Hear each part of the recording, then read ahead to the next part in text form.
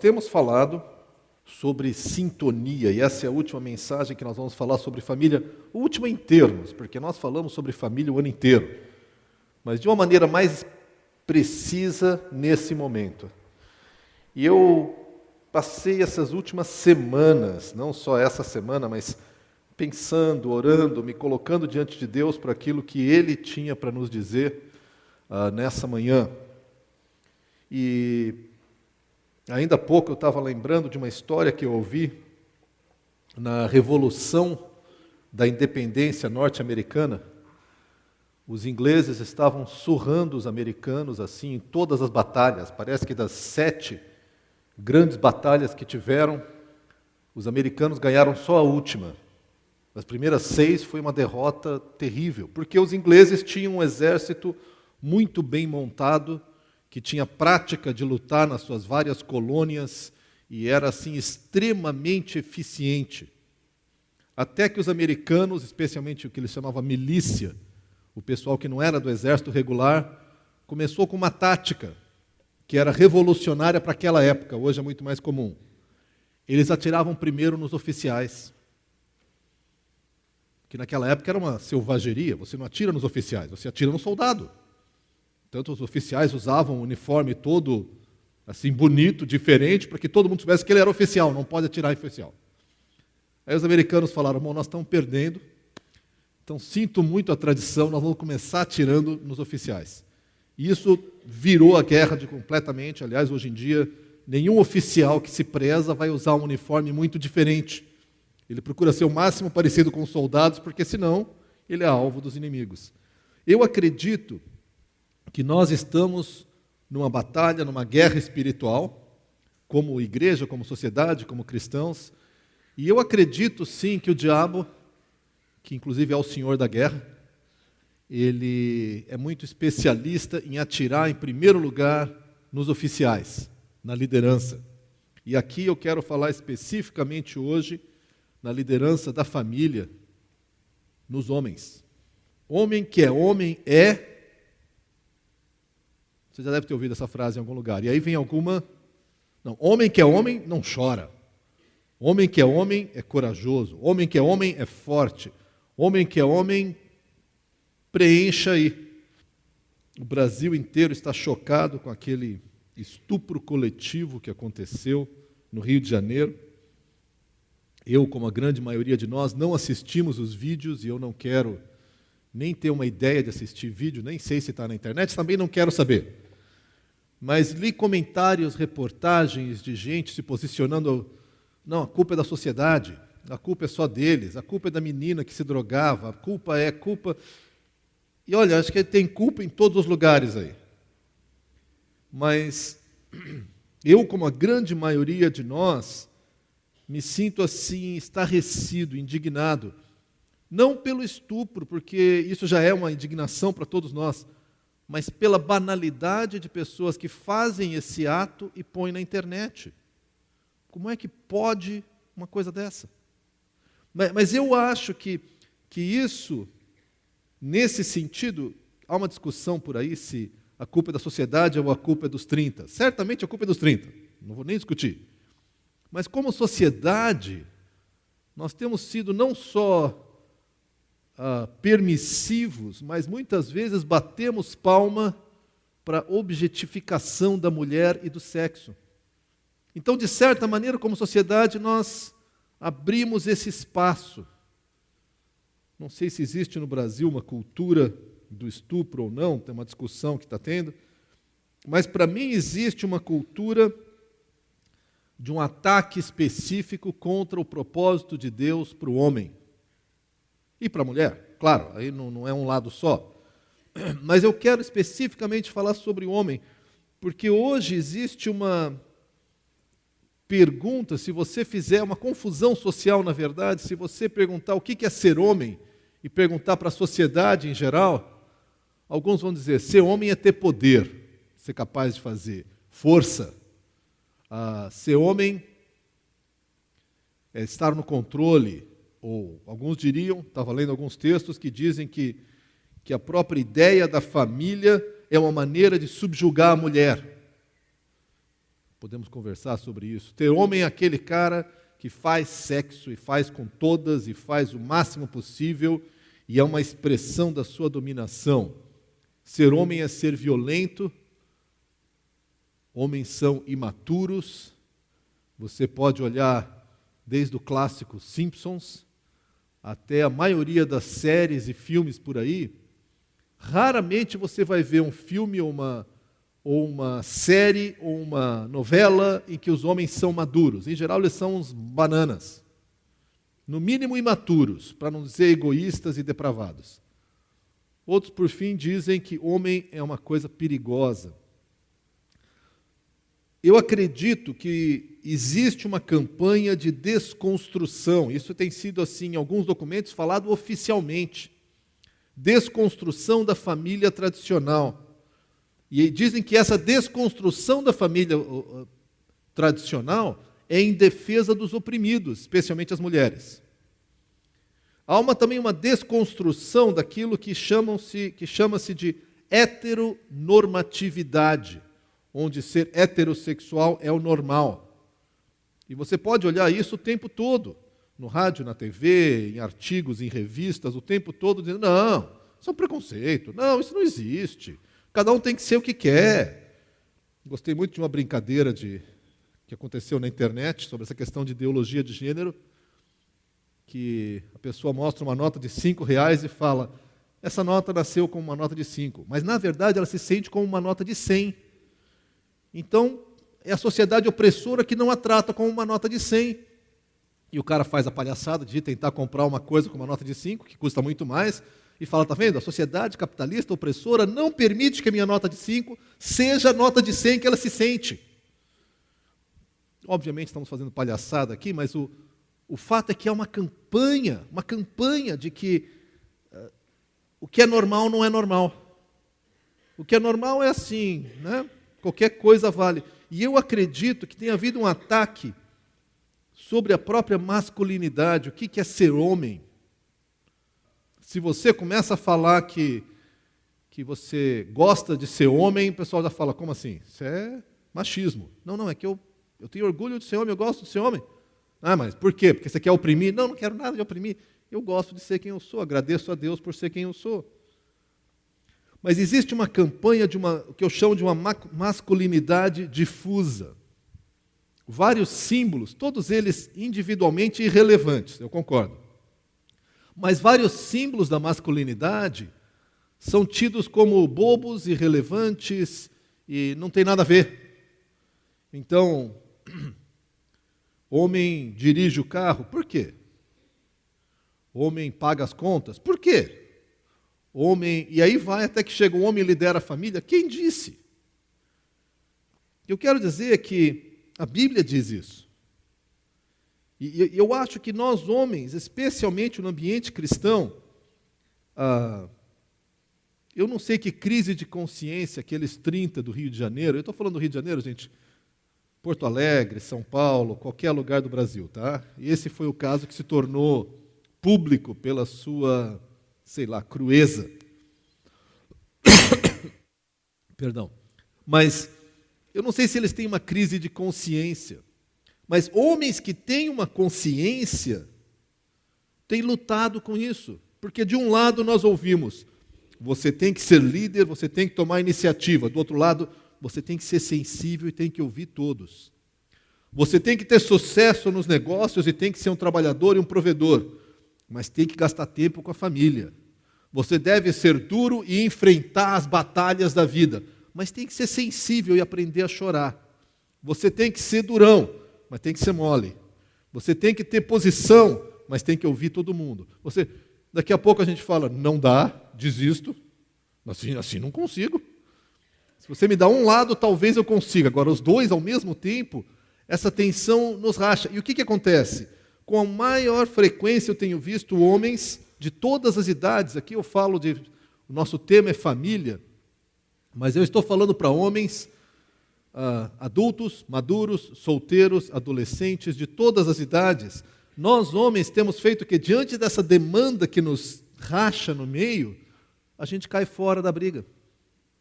A gente abdica do papel que Deus nos deu e nós simplesmente deixamos as mulheres fazerem. Eu lembro de um drama que, pequeno esse, mas ele ilustra muito mais, quando as meninas nasceram, e eram duas, né, muito próximas de idade, e tinha que trocar fralda. Aí a primeira ou segunda vez que eu fui trocar fralda, nunca tive problema com isso, a Ana Paula, não, mas não é assim. Aí eu tentei de um outro jeito, não é assim. Na terceira vez que ela falou, não é assim, eu falei, querida, criança está limpa? Tá. A fralda, e naquele tempo, vocês vão se divertir com isso, era fralda com alfinete, tá? Não tinha essa, né? Aí eu falei, querida, o negócio é o seguinte, você vai me deixar fazer ou você quer fazer? Se o objetivo é a criança ficar limpa com fralda elas vão ficar. Agora, se tem que ser do seu jeito, faz você. Graças a Deus, a Ana Paula foi sábia de me deixar fazer do meu jeito e pouco a pouco me ensinando como é que fazia. Mas tudo bem, as duas sobreviveram relativamente normais e está tudo bem. Vocês sabem que eu tenho aquela regra, né? Se eu não citar o nome, eu não preciso pagar nada. Então, não estou citando nomes. Mas, voltando, isso é brincadeira. Mas volta e meia eu percebo que quando pais nós tentamos entrar numa questão de disciplina de filhos, ou de conversa de filhos, ou de assumir uma posição, a mulher chega ao lado e fala, não é assim. Não, faz assado. Não, assim não dá. Quem sabe, pela terceira vez que você ouve isso, tu fala, quer saber de uma coisa? Eu não sei fazer, tu sabe, vai e faz. Eu quero dizer para vocês, homens, que isso aí é o que o diabo está propondo para a gente, tá? Nós não somos chamados a ficar fora do campo, sentar no banco de reserva. O nosso chamado é para estar em campo, jogando, sem fazer falta. Ah, mas o pessoal está reclamando. Se reclamar não é desculpa para eu sair de campo. Nós temos que permanecer onde nós estamos. Nós temos um chamado segundo Deus. E é isso que eu quero explorar com vocês. Ao mesmo tempo, deixa eu dizer, a minha oração e o meu esforço todo não é que os homens saiam daqui hoje com 30 quilos, 50 quilos nas costas, arrastando as mãos no chão, e as mulheres falando, agora eu tenho vários argumentos para te falar durante a semana. Né? Pastor falou, tá vendo? Deixa eu primeiro falar para as mulheres, depois eu vou falar a maior parte do tempo para os homens. Queridas, amadas irmãs em Cristo, eu estou valente porque a Ana Paula não está aqui, de noite eu vou ficar mais mansinho. Deus deu a vocês, quer vocês sejam casadas ou solteiras, filhas, irmãs, tias, avós, sei lá, um ministério fantástico, incrível e extremamente poderoso de elevar ou abater os homens.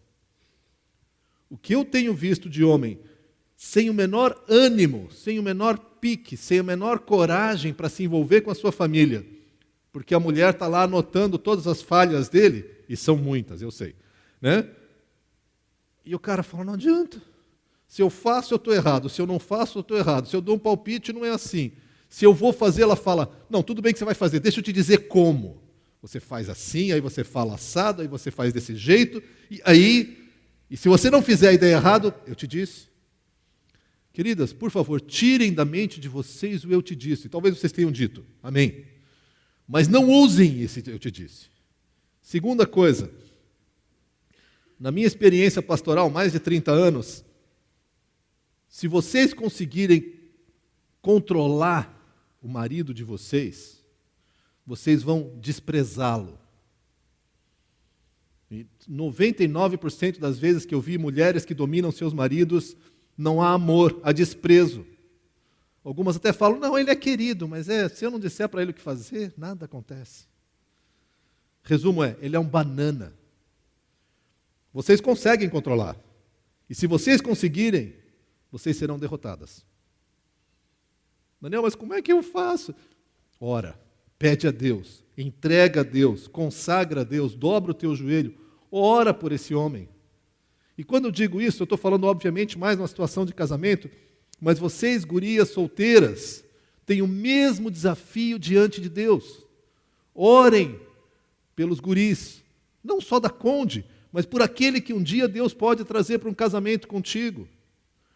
Porque eu estou cansado de ouvir de algumas jovens, Pá, mas na Conde não tem homem. Você me agride. Como assim não tem homem? Né? Não, assim, não tem, sabe? Não tem. No grupo de jovens não tem homem. Eu falo, peraí, eu olho a lista, tem uns 40 pelo menos. Não, eu quero dizer assim, homem mesmo. Fica pior, né? Sabe o que é trágico? Sabe o que é trágico? É que eu ouço dos guris que também não tem guria. Tem alguém cego desse lado. Não estou dizendo que você tem que encontrar o seu par aqui, talvez Deus nem tenha um par para ti, talvez seja em outro local. A minha briga não é essa, a minha briga é, nós homens temos um papel dado por Deus, e que eu vou falar agora, que é extremamente pesado. Sabe qual o seu papel nesse aspecto, mulheres? Orar e apoiar. Mas e se ele não conseguir? Ora e apoia. E se ele for um banana? Tu ora e apoia. Mas ele não sabe tomar decisão. Pois é, se você tomar decisão, ele vai te entregar e falar, então decide tu. Ora e apoia. Ora e apoia. Porque a carga que nos é dada, e eu quero olhar isso com vocês agora, é extremamente pesada. Deixa eu olhar algumas coisas que são gerais. Aqui, na verdade, fala de homem, mas fala de mulher também, eu quis colocar. Primeiro Gênesis 1, 27. Aliás, prepare-se, nós vamos olhar várias passagens hoje. Seus dedos estarão treinados, seja em virar a página, seja em apertar o botãozinho ali. Gênesis 1, 27, uma passagem muito conhecida, diz, criou Deus o homem à sua imagem. A imagem de Deus o criou. Homem e mulher os criou. Toda vez que você ouve sobre a opressão da mulher, você ouve por aí fora da igreja, pois é, porque a Bíblia diz que Deus criou o homem, então é uma história para a opressão do homem sobre a mulher, porque a Bíblia defende que o homem tem muito mais valor que a mulher. Gente, a primeira vez que é mencionado homem e mulher, é mencionado que Deus criou a imagem de Deus, homem e mulher. Em nenhum lugar diz, o homem é a imagem de Deus. A mulher vem depois, assim, em algum lugar aí. A Bíblia não fala isso. Ah, mas muitos cristãos fizeram isso. É verdade, é verdade. Muitos cristãos distorceram. Eu preciso lembrar, como já lembrei aqui uma vez, que a filosofia grega, os grandes autores gregos, que são tomados como exemplos de democracia e modernidade e humanidade, Sócrates, por exemplo, equiparava a mulher aos móveis da casa. Literalmente. Você fala, não, mas a democracia... Deixa eu explicar como é que funcionava a democracia. Em Atenas, você tinha os cidadãos atenienses, que eram homens proprietários de terra. Escravo não era cidadão. Mulher, então, nem pensar. Não, mas é o pináculo da democracia. Calma. Estuda um pouco da história para você ver que a coisa não é tão assim, tão clara. Então, a primeira realidade a respeito do homem, da mulher também,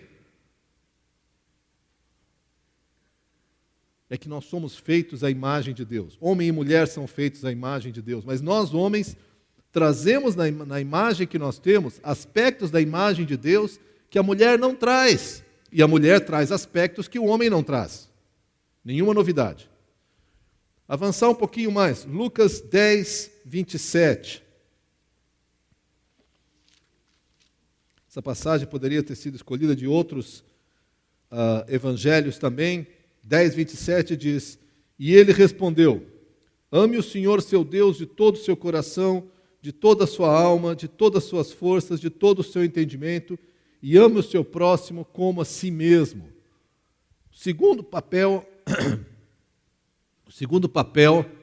que nós vemos para o homem, primeiro, nós somos a imagem de Deus. Segundo, nós somos chamados a amar. Você fala, não, amor é coisa de mulher. Querido, se você pensa isso realmente, você não entendeu nada de amor. Nada. Nós somos chamados a amar, e o modo de amar pode ser diferente, mas amor é. E por amor eu não quero dizer só prover os fundos para a família. Eu quero dizer envolvimento pessoal no qual você investe na vida do outro.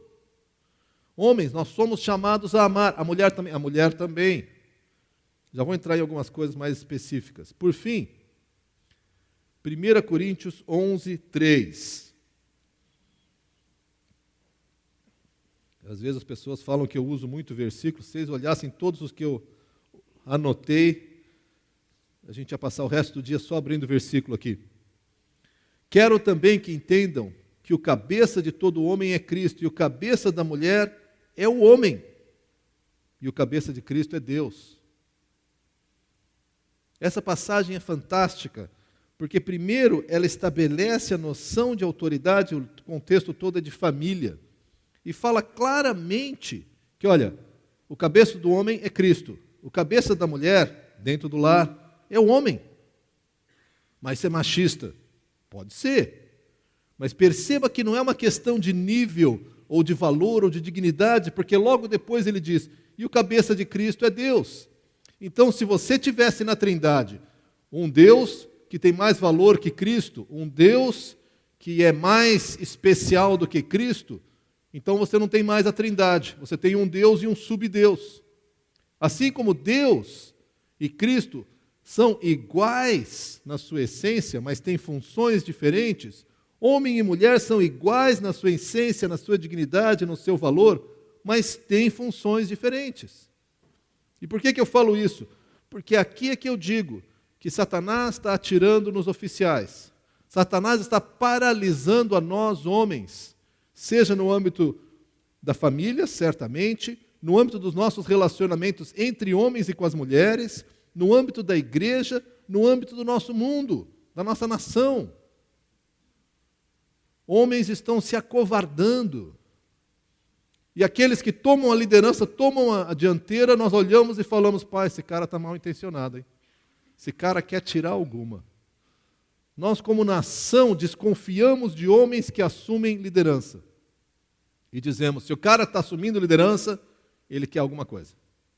Não deve ser honesto, não deve ser isso. Pensando nisso, então, eu encontrei pelo menos 5 características que eu queria dizer que são típicas nossas de homem. E ao falar de cada uma delas, eu não quero colocar um peso sobre nós homens, eu quero esclarecer. Em nenhum lugar a Bíblia diz, homem tem que ser rico, homem tem que ter 2 carros importados, homem tem que ter uma casa de praia, homem tem que... Não fala isso. O que a Bíblia fala, então? O nosso modelo é Jesus, que inclusive nem casado foi.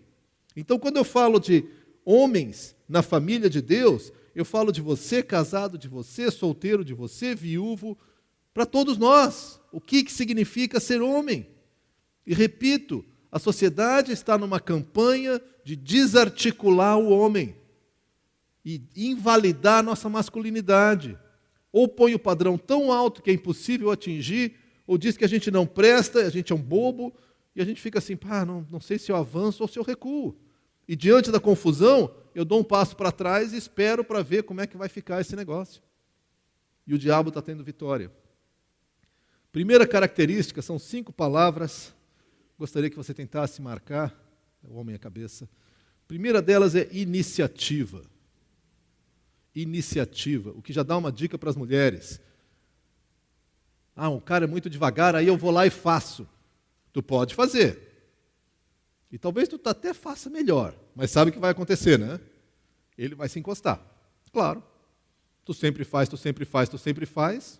então faz tu, mulher. Se tu sai, faz, arranca, resolve, e eu sei de mulheres que são extremamente capazes, então nós homens vamos nos encostar e falar, então faz, vamos ver o que vai dar. Talvez tu faça melhor, e no final tu vai estar infeliz com o teu casamento, com o teu relacionamento. Iniciativa. Abram comigo em 1 Coríntios, capítulo 16, versos 13 e 14. Esse foi um versículo que eu olhei e estudei a fundo, porque não acredito que a versão que nós usamos, que é a NVI, é a melhor versão. Diz assim, 1 Coríntios 16, 13 e 14. Estejam vigilantes, mantenham-se firmes na fé, sejam homens de coragem, sejam fortes, façam tudo com amor. Por que eu acho que não é a melhor tradução? Porque quando diz sejam homens de coragem, no original diz sejam homens, ponto, ou vírgula. Sejam homens. A outra versão diz, portai-vos varonilmente. A gente não sabe muito bem o que é varonilmente, então deixa eu traduzir para vocês. Sejam homens. Mas o que ele quer dizer com isso? Ele quer dizer que uma das tarefas que nos foi dada desde o princípio é assumir a bronca. É dizer, responsabilidade é nossa. Responsabilidade é nossa. O que aconteceu lá em Gênesis, se você lembra, Deus deu uma instrução ao homem, esse homem contou para a mulher qual era a instrução, a serpente, claro, né? Ela quer desestruturar isso, ela vem e fala com a mulher cede à pressão da serpente, a maioria dos estudiosos acha que o homem estava do lado e estava lá no controle, mudando de canal, então nem percebeu o que estava acontecendo ali do lado, e aí a mulher peca, oferece para o cara a fruta, ele também peca. Quando Deus vem, ele começa pelo homem. Por quê? Porque ele estabeleceu que o homem tem a função de liderança. Porque ele é melhor? Não. Talvez porque Deus escolheu as coisas loucas para envergonhar as sábias. Eu não sei. Eu sei que certamente ele escolheu o homem. E aí o que é que o homem faz? Mulher que tu me deu, a culpa não é minha, Deus. Espera aí. Dá licença, né? Gente, a gente continua fazendo isso. Quando Paulo diz, portai-vos como homens, sejam homens. Uma das coisas mais trágicas que eu vejo é quando nós, homens, abdicamos do nosso papel. Iniciativa. A encrenca é comigo. A responsabilidade, homens, é nossa. Nunca, nunca, nunca diga para sua esposa, os filhos que tu criou, olha aí. Sabe o que você está dizendo? Eu fui um banana, não fiz a minha parte e tu não conseguiu fazer. Agora, eu concordo que criar filhos é um desafio. Tá? Não tenho a menor dúvida, que volta e meia eu não sei o que fazer. Já pensei em matar todos os 4. Mas graças a Deus, Deus deu a graça dele e eu nunca cheguei a executar nenhuma dessas minhas ideias. Mas, gente, em última análise, a responsabilidade é nossa, homens. Responsabilidade pela criação, responsabilidade pela disciplina dos filhos, responsabilidade pela liderança na igreja. Na igreja. Como é difícil nós conseguirmos, estava falando com o Samuel ainda hoje, homens para liderar grupos. Entre os jovens, confirma para mim, Samuel, você deve ter várias moças que poderiam assumir a liderança, tá certo? Cadê os caras? Não, estou muito ocupado com a faculdade, é verdade. Não é que eu estou fazendo mestrado. Não, sabe o que acontece? O cara chega no grupo, tem aquele mulherio todo lá, né? Tem assim, meio a meio, vamos dizer, tá? Aí o cara dá uma iniciativa e a mulherada, não, não é assim, e atropela o cara. O que ele faz? Então rodam vocês. E aí a gente fala, mas cadê os homens? Vocês espantaram todos? A culpa é das mulheres? Não. Eu estou dizendo claramente, gente, a responsabilidade é nossa, como homens. Mulheres podem ajudar ou atrapalhar, tudo bem. Mas é nossa responsabilidade. Nós vamos continuar e vamos falar de humildade daqui a pouco, para ninguém achar muito. Mas eu quero lançar um desafio a vocês.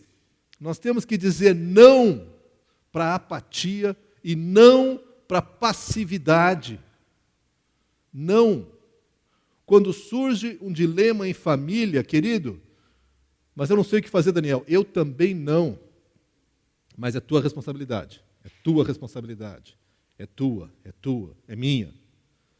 Quando surge um problema na igreja, é claro que as mulheres vão se envolver e vão fazer e vão ter ideias geniais, perfeito, mas é nossa responsabilidade. E deixa eu te confessar para vocês, é pesado. Se eu conseguisse uma forma bíblica de abdicar dessa responsabilidade, eu abdicava. Porque às vezes eu não sei o que fazer. E às vezes eu sei o que fazer, mas o peso é gigantesco. E sabe o que acontece? Eu faço, a pessoa fica chateada comigo, e não importa se a Ana Paula concorda ou não com o que eu fiz, eu sou o mal. Deixa eu dizer uma coisa para vocês, homens, é nosso papel sermos os maus. Se precisar ser mal, é com a gente mesmo. O que não pode haver entre nós mais, em nome de Jesus, é essa apatia. Ah, não, deixa rolar, vamos ver o que acontece. Vou te dizer o que acontece: destruição da tua família, vergonha para ti, muita dor de coração, seja na família, seja na igreja. E aí não adianta você falar, as mulheres têm as suas lutas, eu vou falar disso um outro dia. Hoje eu estou falando para nós, homens. Primeira característica masculina, nós temos que dar o primeiro passo. Naquele livro brilhante de Larry Crabb, chamado Silêncio de Adão, ele diz que nós homens somos chamados a falar à escuridão. Quando não tem uma resposta, as mulheres têm o direito dado por Deus de olhar para nós e falar, e aí? Não tem uma resposta. Tá, mas é contigo, tá? Nós somos chamados a falar à escuridão, a andar onde não há caminhos. Porque se há um caminho e todo mundo sabe, não precisa de líder, gente. Qualquer um anda, né? Está marcado. Primeira característica, iniciativa. Segunda característica, posição. Posição.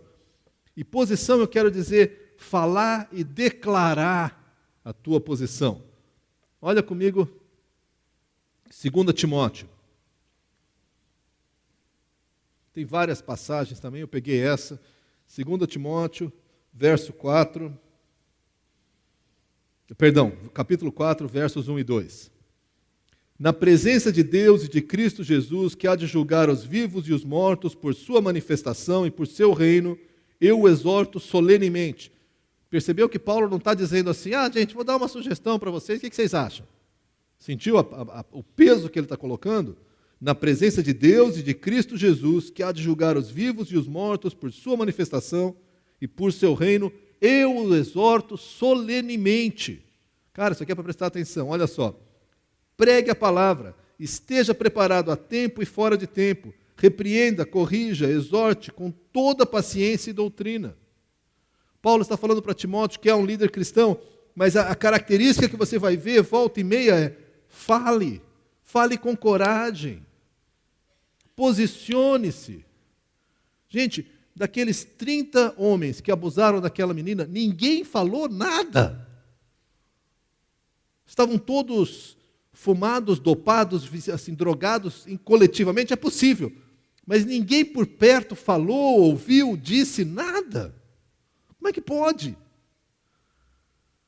Agora, nós temos sido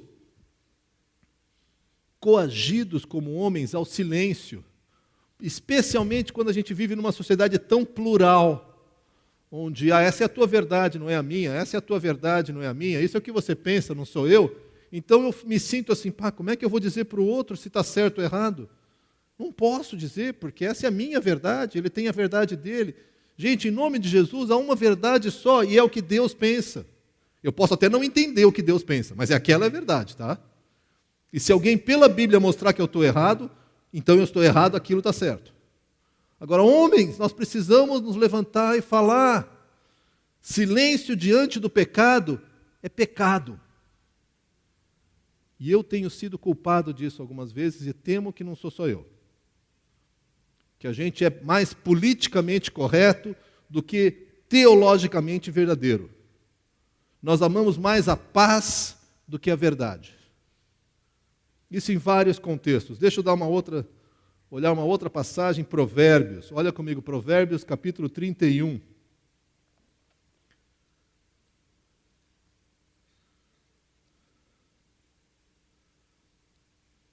Provérbios 31, versos 8 e 9. E a gente lê assim: erga a voz em favor dos que não podem defender-se. Erga a voz em favor dos que não podem defender-se. Seja a menina no Rio de Janeiro, seja todos os bebês que ainda não nasceram e não podem se defender. Erga a voz em favor dos que não podem defender-se. Seja o defensor de todos os desamparados.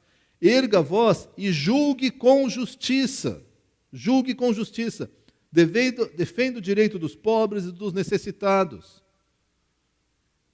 Ser homem é ter iniciativa, mas segundo é assumir uma posição e assumir publicamente. Quer dizer que as mulheres não? Também. Mas é primariamente uma função nossa como homens. Defendermos aquele que não pode se defender. Deus nos chamou para isso. Sabe aquela carga de testosterona que todo menino ganhou por volta de 6, 7 anos, ou mais cedo, não sei? Pois é, aquilo ali não é para a gente brigar no futebol. Não é para ficar brigando quando tem Grenal, ou qualquer outra bobagem assim. É para nós termos a coragem de, na hora H, levantar e falar, para, não é por aí. Isso aí está errado. Mas tua opinião, é claro que é minha opinião. Como é que eu vou dizer a tua? Eu vou dizer a minha opinião. Essa é a minha opinião. Não é por aí. Ah, mas você está querendo impor sua vontade. Não estou querendo impor, eu estou querendo dizer a minha vontade. Aquilo que eu acredito, é isso que eu acredito. Mas cada um pode fazer do jeito que tu quer, mas eu vou defender o pobre, eu vou defender o oprimido, eu vou defender aquele que não pode se defender. Para mim é inconcebível que a gente não faça isso. Proclame o que é certo. Proclame o que é certo. E silêncio diante de pecado é pecado. Primeira característica do homem é a iniciativa, a segunda é posição. A terceira é resistência. Olha comigo em 1 Pedro. 1 Pedro 5, de 8 a 10. Eu falei que a gente ia pular, não falei, de um versículo para outro? 1 Pedro 5, de 8 a 10. E nós lemos assim: estejam alertas e vigiem. O diabo, o inimigo de vocês, anda ao redor como leão, rugindo e procurando a quem possa devorar. Resistam-lhe, permanecendo firmes na fé, sabendo que os irmãos que vocês têm em todo o mundo estão passando pelos mesmos sofrimentos. O Deus de toda graça, que os chamou para a sua glória eterna em Cristo Jesus, depois de terem sofrido durante um pouco de tempo, os restaurará e os confirmará e lhes dará forças e os porá sobre firmes alicerces. Nós, como homens, somos construídos por Deus para tomar pancada. Desculpa dizer o termo assim tão cru, mas é verdade. Até pela massa muscular, não estou falando de gordura, estou falando de massa muscular. Fisicamente nós fomos construídos para isso. Eu lembro que no início do movimento feminista nos Estados Unidos, havia uma grande campanha para que as mulheres pudessem fazer tudo o que os homens fazem. E quando eu estava lá, eu vi uma mulher, um grupo de 2 funcionários da prefeitura lá, quebrando uma calçada, e com uma marreta enorme. E aí eu fiquei observando, e não tenha dúvida, né? O homem foi lá, deu as 10 marretadas, aí passou a marreta para a mulher. E era uma mulher forte. Ela deu 2 ou 3, gente, dava pena. Porque ela é mulher? Não, porque o negócio era pesado demais. Você fala, Daniel, mas o que isso tem a ver com isso? Com físico? Tem muito pouco a ver com a questão da estrutura física. Mas vocês já ouviram várias vezes aquela história que nós, homens, vivemos em caixinhas. E a mulher vive num caixotão. Para a mulher, tudo tem a ver com tudo. Né? Nós, homens, vamos de uma caixinha para outra. Eu acredito que essa explicação, né, é uma das maneiras que Deus nos fez para nós resistirmos mais. Porque existe a caixinha do vou tomar pedrada, existe a caixinha do ele é meu amigo, existe a caixinha do quem sabe a nossa amizade acaba. Para a mulher é uma caixa só. Vou tomar pedrada, ele vai ficar meu inimigo, não sei se eu faço. E muitas vezes a mulher faz, porque coragem ela tem, assim como nós, mas o custo emocional para ela é muito maior. Vários exércitos no mundo tentaram colocar, já mencionei isso uma vez, mulheres como oficiais de combate. Na linha de frente, né, incluíram nas Forças Armadas. Que eu saiba, nenhum exército no mundo hoje usa mulher como oficial de combate, de linha de frente. E a razão é simples. Se você é um oficial e fala, tem que tomar aquela posição, você olha, você tem 30 homens, você fala, vou perder metade, você respira fundo, entra na caixinha de tomar a montanha, e você vai tomar a montanha. Depois você vai para a caixinha, perdi 15 dos meus homens. A mulher não tem essa capacidade? Tem, mas para fazer isso é uma violência contra ela mesma. Então, quando ela consegue pensar tudo junto, ela até faz, mas desmorona interiormente. Nós fazemos, depois o neurônio que estava ligado aqui vai para essa caixinha. A gente pode até chorar e tudo mais, mas há uma separação. Agora, gente, deixa eu olhar mais uma passagem aqui. sobre resistência. Olhem em Filipenses. Filipenses capítulo 1. Filipenses capítulo 1, versos 27 e 28. E nós lemos assim: não importa o que aconteça, exerçam sua cidadania de maneira digna do Evangelho de Cristo, para que assim, quer eu vá e os veja, quer apenas ouça a seu respeito em minha ausência, fique eu sabendo que vocês permanecem firmes num só espírito, lutando unânimes pela fé evangélica, sem de forma alguma deixar-se intimidar por aqueles que se opõem a vocês. Deixa eu parar aqui. Sem de maneira alguma deixar-se intimidar por aqueles que se opõem a vocês. Queridos, deixa eu dizer uma coisa que eu acredito muito nisso. Para nós, homens, oposição dói menos do que dói para a mulher. O que, inclusive, nos leva a fazer um monte de burrada, tá? Não estou dizendo que nós somos melhores. Mas, nesse aspecto, Deus nos capacitou com uma casca mais grossa. Agora, o que nós temos feito com muita frequência é que nós temos fugido e deixado a mulher se arrebentar. E aqui eu não falo não só dentro da família, eu falo fora também. Então, quando a gente tem que exercer uma disciplina, seja em casa, seja na igreja, seja no trabalho, onde for, volta e meia a gente põe a mulher na frente. Não é a coisa mais corajosa para se fazer, mas pensa um pouco comigo. O quanto que nós, homens, temos fugido da raia.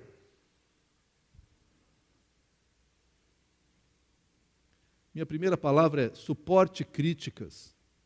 Aguenta no osso. Você não será destruído se for criticado. Escolha as brigas, né? Não vai ser criticado por besteira. Né? Qualquer bobagem que você vai falar. Mas se você acredita em alguma coisa, tome a iniciativa, proclame sua posição e, desculpa o termo chulo, mas aguenta no osso. Suporta. A pessoa não concorda comigo, diz que vai... Pois é, que pena, cara. Eu gosto de ti, quero ser humilde na tua presença, quero te servir, mas é o que eu creio. Pois é, que pena, que pena. Mas eu creio nisso. Porque se nós, e nós somos tentados a fazer isso o tempo todo, mudarmos a nossa convicção para agradarmos as pessoas, isso não tem mais fim. E eu creio que a igreja do Senhor Jesus, no Brasil, no mundo inteiro, mas no Brasil, com certeza tem feito isso. Ela não fala de algumas coisas desagradáveis. Eu e o Jorge fomos participar de um seminário uma vez, numa igreja muito bacana, a gente tem o maior respeito por essa igreja, e eles falaram sobre, eles estavam mostrando um programa de recuperação de dependentes químicos e outras coisas, final de semana, acho que 2 dias. Nós estávamos lá, eles falaram, nenhuma vez falaram de arrependimento. Não falaram de arrependimento. Não falaram de pecado. Falaram de lutas, de vícios, Pois é. Eu até falei com um dos pastores, não, mas é que está implícito. Desculpa, gente, precisa estar explícito. Você precisa falar a verdade. Com amor. Suporte críticas, fique firme. Eu acho que o mundo precisa desesperadamente de homens e mulheres, mas deixa eu falar de homens agora, que assumam uma posição, deixem a sua posição clara e aguentem a pressão. Com isso eu não quero fazer uma defesa da teimosia. Não me fale da verdade, eu já tomei minha decisão. Não. Mas assim, eu tenho uma posição baseada na palavra. Mas, Daniel, tu acha que é para os dias de hoje? Eu acho. Você não acha absurdo? Olha, cara, eu até acho forte, mas está aqui. Né, Daniel, mas você acha que... Eu acho que é verdade.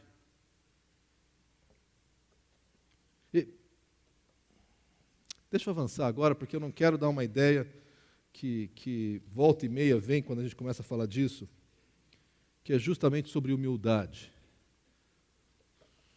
Olhem em 1 Pedro, nós acabamos de olhar 1 Pedro capítulo 5, quando fala para nós ficarmos firmes, alertas, vigilantes, sabendo que o diabo ronda como leão. Os versos logo antes, de 5 a 7, nós vemos o apóstolo Pedro escrevendo e dizendo assim: da mesma forma, jovens, sujeitem-se aos mais velhos, o que não é muito fácil. Depois ele muda, ele fala: sejam todos humildes. Quem? Só os jovens? Não, todos é todos.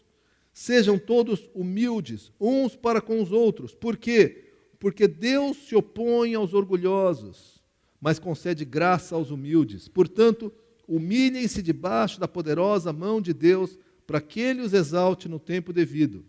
Lancem sobre Ele toda a sua ansiedade, porque Ele tem cuidado de vocês. Homens, nós somos chamados para sermos exemplo de humildade, não de passividade, não de apatia. Me permitam, não de bananice, mas de humildade. De falar assim: eu creio nisso aqui. Quer dizer que você tem toda a verdade? Não, não tenho toda a verdade. Aliás, puxa vida, eu queria ter alguma verdade. Mas isso aqui eu creio. Mas só você que está certo? Não, mas eu creio nisso. Não, porque alguém mais. Pois é, mas eu creio nisso. Agora, se tu me mostra pela Bíblia que não é assim, eu mudo de opinião. Mas a questão da humildade é essencial, porque quando diz aqui que Deus se opõe aos orgulhosos, e eu sei que eu já expliquei isso uma vez, a expressão é que Deus enfrenta, encara. Sabe aquela coisa de guri? De ficar olhando um para o outro assim? A expressão é mais ou menos essa: Deus chega e olha na cara do orgulhoso e fala: vai querer encarar? Agora para e pensa, esse é o Senhor do universo, o Criador dos céus e da terra, que mantém o mundo junto, e se Ele cansar, o mundo desaparece. Ele fala, Ele se opõe ao orgulhoso, mas Ele dá graça ao humilde. E Ele continua dizendo: humilhem-se debaixo da poderosa mão de Deus, não resistam à humilhação que Deus está colocando na sua vida. A humilhação que Deus coloca na sua vida não é gostosa, eu sei que não. É ruim, incomoda. Talvez alguns de vocês homens estão assim: pá, acaba logo essa mensagem. Queridos, por amor a vocês e por amor à palavra, essa é a palavra de Deus para a sua vida e para a minha vida. Humilhem-se, humilhem-se. Eu preciso me humilhar diante de Deus, porque toda essa carga que nos é dada, no passado, se transformou no quê? Nesse machismo caricato, de que quem manda aqui sou eu, porque eu sou homem. E não é nada disso que eu estou falando. Aquela história de que, não, sou eu que pago, sou eu que faço, sou eu que aconteço, porque eu sou homem. Não é nada disso. Nós somos chamados a servir como líderes. Servir com iniciativa, com posição, com resistência. Porque fomos capacitados e chamados por Deus para esse propósito. Mas só vamos conseguir fazer isso debaixo da poderosa mão de Deus. Porque se tu tentar fazer tudo isso sem Deus, você vai se tornar arrogante, machista, opressor e tudo aquilo mais que é falado por aí. Humilhem-se debaixo da poderosa mão de Deus. Cuidado com o orgulho. E aqui tem uma coisa que me pega. Nós homens resistimos muito a sermos corrigidos. É muito difícil para o homem ser corrigido. A gente não gosta de... Ninguém gosta, tá? Mas homem, a gente não reclama mais. Já mais de uma vez eu fui corrigir uma pessoa, ou a pessoa explode, ou ela cai fora da jogada. Ah, não, se é assim, então não faço mais. E percebe que as duas reações fogem do assunto. Se ela explode, ela não está lidando com a correção. Se ela cai fora, ela não está lidando com a correção. Essa é uma hora de nós sermos homens. Se alguém chega para falar alguma coisa para ti, olha, ouve, não precisa nem concordar, mas fala assim, olha, eu vou levar essa tua palavra em oração diante de Deus. E vou pedir que Deus confirme ou não confirme essa palavra no meu coração. Mas eu te agradeço, porque assim como o ferro afia o ferro, tu está me afiando. Nós precisamos cuidar do orgulho, nós precisamos caminhar no poder de Deus. Porque tudo isso que eu estou falando, repito, se não for feito no poder de Deus, cai rapidamente no machismo, na dominação e na opressão. Quinta não é uma palavra, são duas. Eu ia colocar só serviço, mas para mim é serviço ao rei. Serviço ao rei. Tá? A primeira passagem é Mateus 6:33.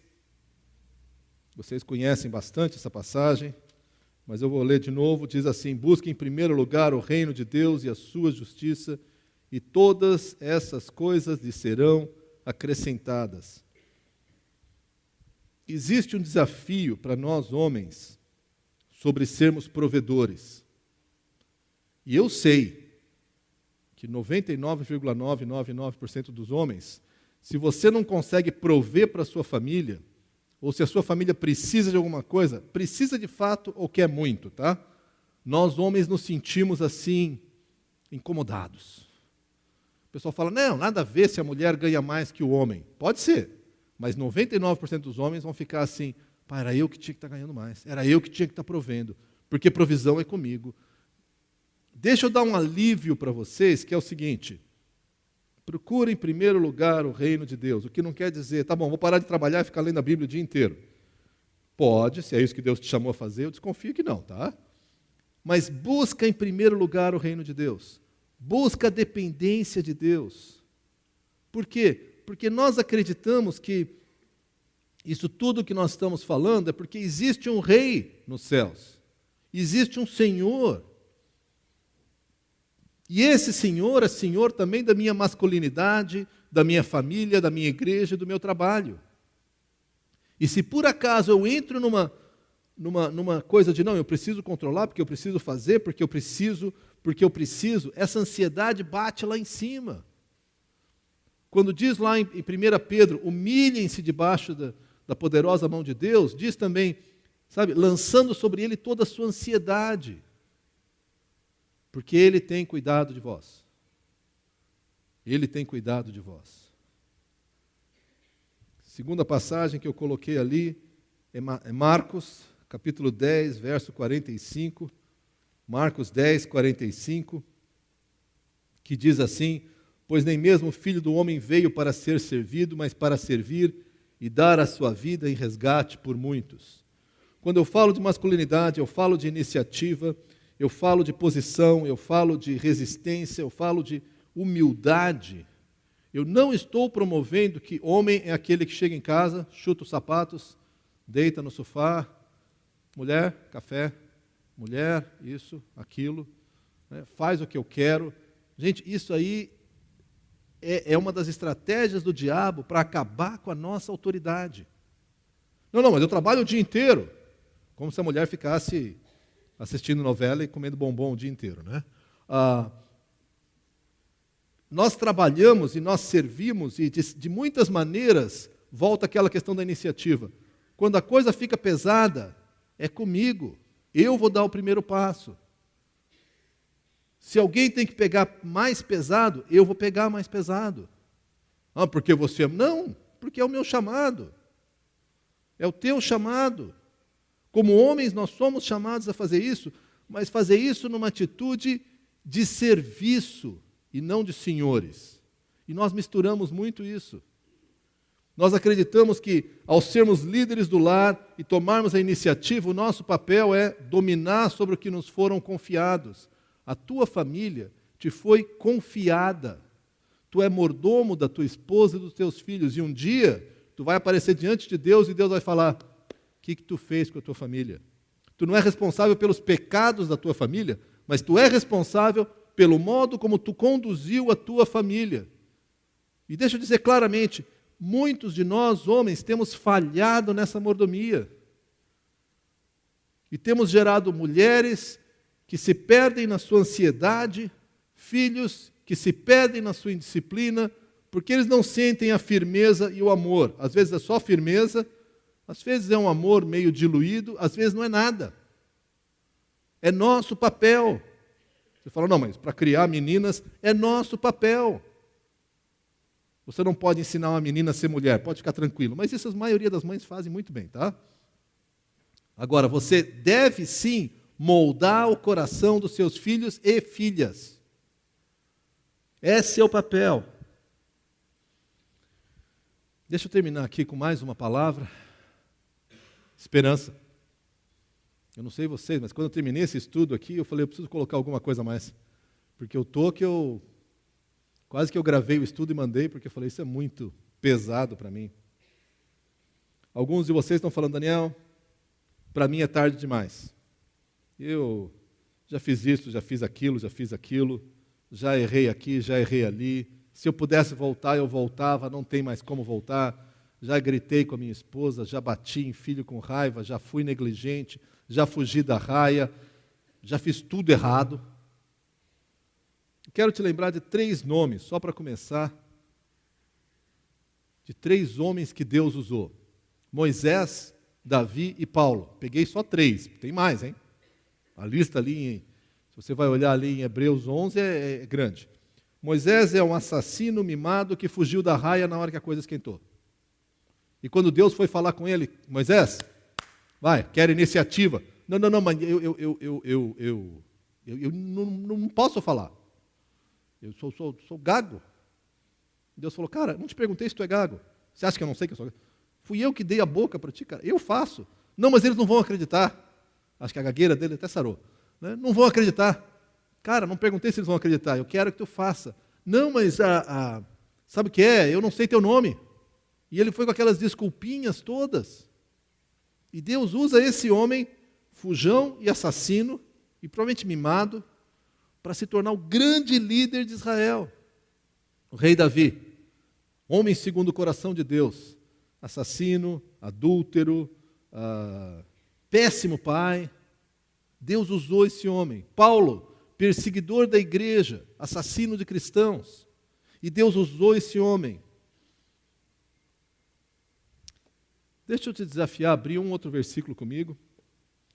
Esse está em 2 Crônicas, é um versículo que muitos de nós já conhecemos. 2 Crônicas 16, verso 9. Olha a promessa de Deus aqui. Pois os olhos do Senhor estão atentos por toda a terra para fortalecer aqueles que lhe dedicam totalmente o coração. Deixa eu parar aqui. Os olhos do Senhor passeiam por toda a terra, estão atentos, vigiando, contando. Para quê? Para dar força a quem lhe dedica o coração. Você, homem, ao olhar essa mensagem toda, ao ouvir essa mensagem, talvez você diga assim, Daniel, já queimei meu cartucho. Eu queria ser o melhor pai. Eu queria ser o melhor marido. Eu queria ser o melhor homem de negócios. Eu já fiz um monte de burrada. Eu preciso, mas Daniel, querido, não passou o teu tempo. O que Deus te pede hoje é, entrega totalmente a Ele o teu coração. Não abdica, não foge. Não fica com vergonha. Talvez tu tenha que chegar para tua esposa e falar, puxa vida, eu não tenho sido o homem que eu devia ser diante de Deus. Talvez tu tenha que assumir isso para si mesmo, talvez tenha que assumir isso no seu discipulado. Talvez nos pequenos grupos a gente tenha que parar, olhar e falar, puxa vida, não sei se eu tenho sido o homem que Deus quer que eu seja. Mas, querido, eu quero dizer para ti que o tempo não passou. Ou digo, o tempo passou, mas não acabou. Deus fala com toda clareza. Ele está atento, ele está vigiando, olhando. Para quê? Para fortalecer aquele que lhe entrega totalmente o coração. Eu não sei como é que você desenvolveu a sua masculinidade. Eu não sei como é que você hoje desempenha a sua masculinidade. Eu não sei como é que você exerce o teu papel como homem. Se é difícil, eu creio que é para todos nós. Talvez muito difícil em alguns casos. Talvez ao longo do teu casamento tu foi construindo um tal movimento de descaso. Talvez tu seja muito bem sucedido na sua vida profissional, mas existe uma distância de coração da sua esposa e dos seus filhos. Talvez você tenha perdido o coração dos seus filhos. Talvez você ache que fez tudo o que podia e reconhece que fracassou. O que Deus diz é, eu te faço forte, me entrega teu coração. Por isso eu quero fazer um marco aqui para nós. Daqui a um pouquinho eu vou pedir, mas eu vou pedir que os homens, não importa a tua idade, tá? Se você é homem, eu vou pedir que os homens, daqui a pouquinho, venham aqui na frente, se ajoelhem. Eu também vou me ajoelhar aqui. E eu quero pedir que Deus mova no nosso coração uma renovação do nosso compromisso diante de Deus. Não importa se você é casado ou solteiro. Mas se você é homem, eu quero te convidar a fazer isso. E ao mesmo tempo, enquanto os homens vêm, eu vou pedir para as mulheres ficarem de pé. E eu ia pedir para a Ana Paula, mas eu vou pedir para a Vasti vir até aqui na frente. E a Vasti orar, representando todas as mulheres pelos homens da igreja. Então, se você sente, puxa vida, eu preciso entregar a Deus isso. Eu vou te convidar a vir até aqui na frente e se ajoelhar junto comigo. Enquanto isso, nós vamos ouvir a oração da Vasti. Vamos lá? Pai, em primeiro lugar, Senhor, eu não me sinto digna de estar aqui orando por tantos homens aqui.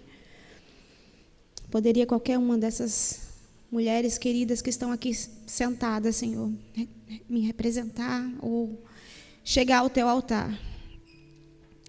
Mas não é confiado em mim, nem naquilo que eu sou, nem naquilo que eu faço.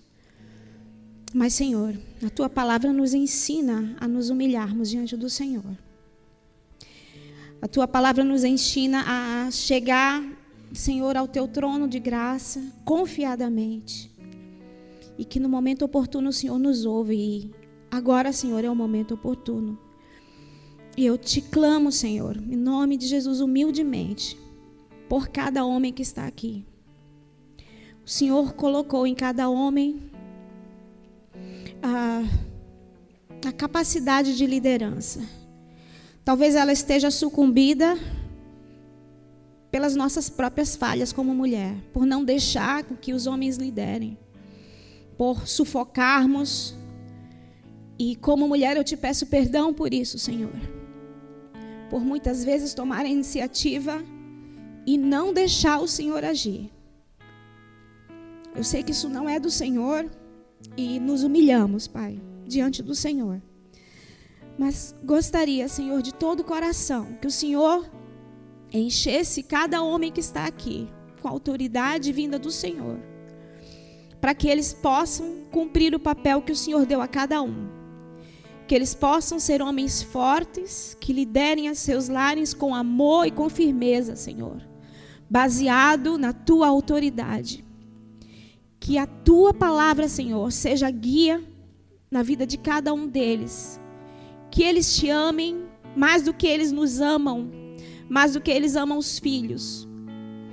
Para que, Senhor, eles possam liderar como o Senhor quer. Para que eles possam sentir, Senhor, o que nós sentimos. Para que eles possam enxergar como o Senhor enxerga. E nos amar como o Senhor nos ama.